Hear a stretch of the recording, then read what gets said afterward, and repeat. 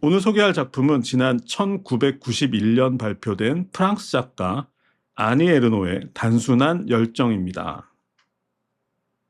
아니 에르노가 불과 2년 전인 2022년 노벨문학상을 받았고 또 그것 때문에 더 논란이 되었던 작품인데 오늘은 그것에 대해서 한번 솔직하고 담백하게 부딪혀 보도록 하겠습니다. 먼저 작가 소개하고 작품 소개로 넘어가겠습니다. 아니 에르노는 1940년 프랑스에서 태어난 작가이자 문학 교수입니다. 올해로 84세이시고요. 그녀의 집안은 대대로 가난한 소장농 출신이라고 합니다. 그러다가 아니 에르노의 부모가 자영업을 하기 시작하면서 사정이 조금 나아졌다고 하는데, 그런데 경제적인 사정이 나아졌다고 해도 그녀의 부모는 배우지 못하고 거친 환경에서 살아왔던 특징을 버리지 못했다고 하네요. 상스러운 언어나 폭력적인 행동 같은 거겠죠. 그래서 결국 그녀는 자신만은 그런 천박한 환경에서 탈출하기 위해서 공부를 선택합니다. 공부를 잘해서 신분 상승을 꾀한 것인데 결국 그것에 성공했죠. 유명한 작가 겸 교수가 되는데 성공한 것입니다. 그런데 여기에는 한 가지 문제가 있었습니다. 자신이 태어난 환경을 부정한다는 것은 결국 다른 말로 표현하면 위선이죠. 또 그런 일들이 대부분 그렇지만 아무리 벗어나려고 해도 결코 벗어날 수 없는 어떤 한계도 느꼈던 것 같습니다. 결국 수치심에서 벗어나기 위한 행동들이 또 다른 수치로 이어졌고 이것은 결국 순환론법 속에 갇혀버렸던 것 같습니다. 이와 관련해서 작품 해설에 그녀가 쓴 문장이 소개되고 있는데, 나는 나의 출신 성분이 부끄럽다. 그런데 그런 수치심에 빠진 내 모습에 다시 수치심을 느낀다. 게다가 그 수치심을 글로 옮겨 만천하에 드러내는 일은 나를 낳아준 계급을 배반하는 것이기 때문에 더욱 수치스럽다. 이런 문장인데요. 그런데 아니에르노를 이해하기 위해서는 이 문장이 핵심이라는 생각이 듭니다. 왜냐하면 저는 이 문장이 어떤 보편성을 갖고 있다는 생각이 드는데, 수치심에서 또 다른 수치심으로 옮겨갔던 것이 그녀의 삶이라면 그것은 우리 또한 다르지 않기 때문이죠. 바로 보편적인 인간의 이야기가 되는 것입니다. 이 작품이 국내에 소개된 건 아니에르노가 노벨상을 받기 10여 년 전이었는데요. 당시에도 문제작으로 꽤 주목을 받았고 게다가 노벨상까지 받는 바람에 더 큰 논란이 되었었죠. 문제는 한 여자의 지극히 사적인 이야기를 지나치게 노골적으로 썼다는 데 있었습니다. 게다가 작가는 그것이 현대인의 심각한 고독 때문이었다거나 하는 변명을 하지도 않았고요. 또 자신의 사례를 통해서 어떤 교훈이나 깨달음을 얻었다고 말하지도 않았기 때문입니다. 그저 프랑스의 한 40대 여상이 연하의 외국인 유부남에게 빠져서 허우적거린 이야기를 있는 그대로 기록했기 때문이죠. 게다가 이 모든 것이 자신의 실제 경험이었다고 하니 읽는 사람 입장에서는 당황하지 않을 수 없었겠죠. 그래서 결국 이 작품이 화제가 되었을 때 국내 많은 독자들이 다른 방식의 해석에 도전했었습니다. 아니다, 이 이야기가 뭔가 상징하는 다른 것이 있을 것이다 라고 생각하고 각자 그것을 찾은 것이죠. 저도 그때 그런 것을 찾다가 결국 포기했었는데 이번에는 제대로 한번 찾아보자 생각했지만 역시나 또 실패하고 말았습니다. 결국 이 작품에 상징 같은 것은 없었던 것이죠. 그냥 이 이야기가 전부였던 것입니다. 이제 와서 생각해보면 결국 그것도 수치심 때문이었던 것 같습니다. 작가의 글에 독자들 또한 수치심을 느꼈다는 게 문제였겠죠. 그래서 그것을 부정하기 위해서 다른 방법들을 찾아보지만 결국 그것에서 벗어날 수는 없게 되는 것인데 결국은 불편한 소설로 남게 되는 거죠. 자, 그렇다면 이 소설은 그냥 불편한 소설로 읽어야겠죠.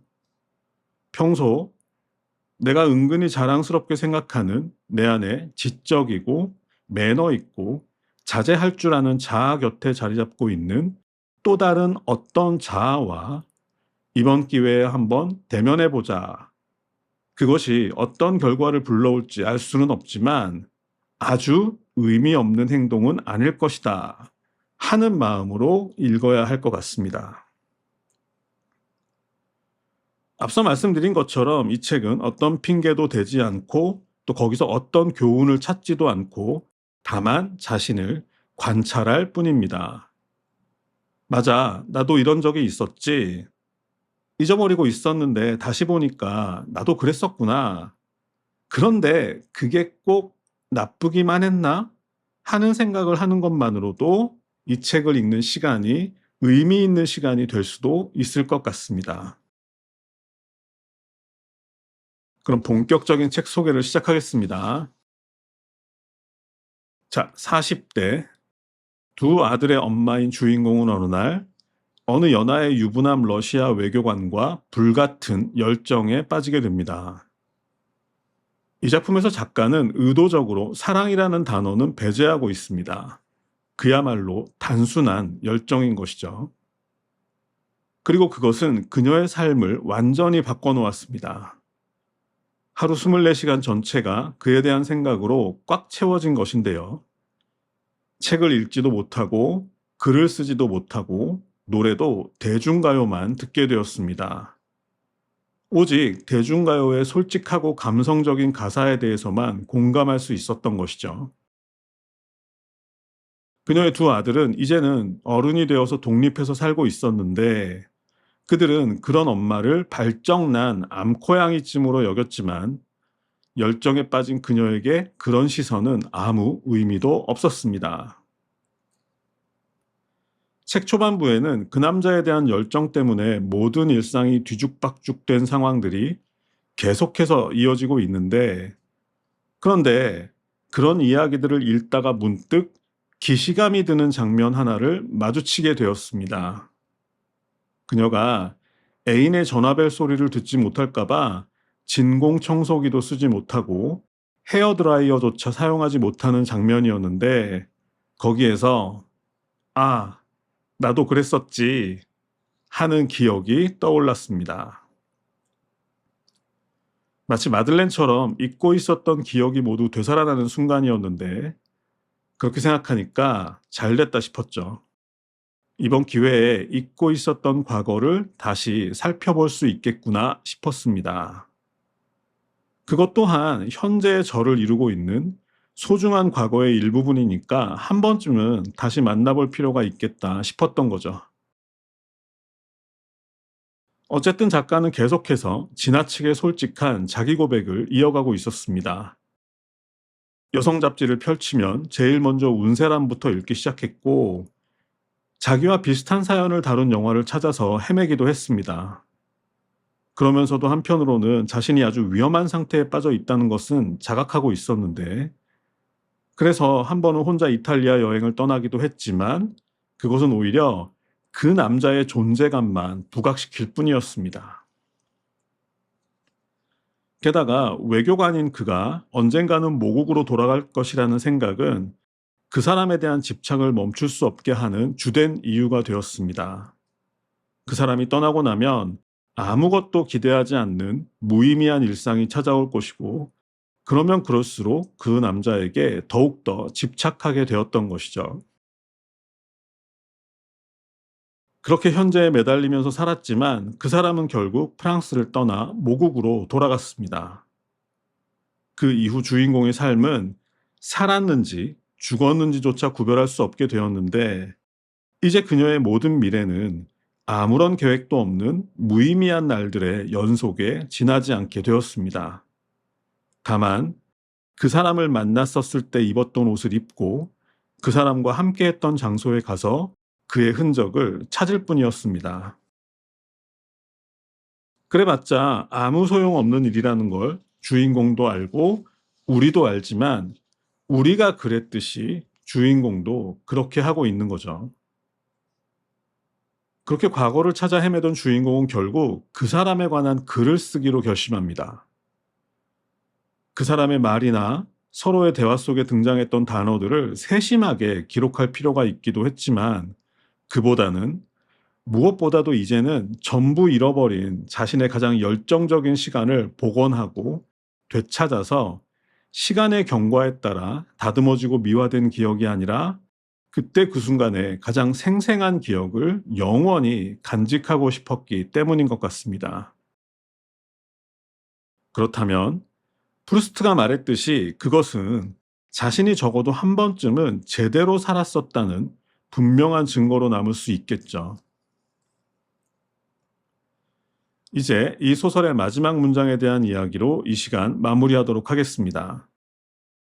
이 소설의 마지막 문장은 이런 것입니다. 어렸을 때 내게 사치라는 것은 모피코트나 긴 드레스 혹은 바닷가에 있는 저택 따위를 의미했다. 조금 자라서는 지성적인 삶을 사는 게 사치라고 믿었다. 지금은 생각이 다르다. 한 남자 혹은 한 여자에게 사랑의 열정을 느끼며 사는 것이 바로 사치가 아닐까? 시작할 때 이 소설을 확대 해석해서는 안 될 것 같다고 말씀드렸지만, 이 마지막 문장만큼은 그러기가 쉽지 않은 것 같습니다. 나이가 들수록 사람들은 뭔가에 열정적으로 달려들기보다는 계획하고 자제하고 인내하는 것이 더 성숙하고 세련된 태도라고 믿게 마련인데, 작가는 그보다는 뭔가에 열정적으로 덤벼들었던 시간이야말로 삶을 가장 생생하게 살았던 순간이 아닐까 묻고 있는 것 같습니다. 잃어버린 시간을 찾아서에서 프루스트는 인간의 욕망에는 두 가지 얼굴이 있다고 말했습니다. 첫 번째는 마치 바닷물처럼 먹어도 먹어도 갈증이 채워지지 않는 부정적인 의미의 얼굴이고, 두 번째는 바로 그 채워지지 않는 갈증 덕분에 매일매일을 열정적으로 살아갈 수 있게 해주는 긍정적인 의미의 얼굴이라는 것이죠. 그런데 대부분의 인간이 그 두 번째 얼굴의 가치를 깨닫지 못해서 하루하루를 무의미하게 살아간다 하는 말이었습니다. 그러니까 결국 이 소설을 단지 자신이 바람피운 얘기를 뻔뻔하게 늘어놓는 불편한 소설로 볼 것인지, 아니면 한 번쯤 삶을 다른 각도에서 바라볼 기회로 삼을 것인지 하는 것은 역시 독자 각자의 몫인 것 같습니다. 자, 마무리하겠습니다. 소설 중간의 주인공은 이런 상황이 마치 한 권의 책을 써내는 것과도 비슷했다고 말합니다. 소설을 쓰다 보면 이 소설만 마무리할 수 있다면 그때는 죽어도 좋다고 생각할 때가 있는데, 마치 그런 느낌과도 비슷했다는 것이죠. 결국 소설을 쓸 때처럼 장면 하나하나, 순간 하나하나에 집중해서 살 수밖에 없었다는 것인데, 소설 주제와는 상관없이 나는 지금 매 순간을 그렇게 열정적으로 살고 있나?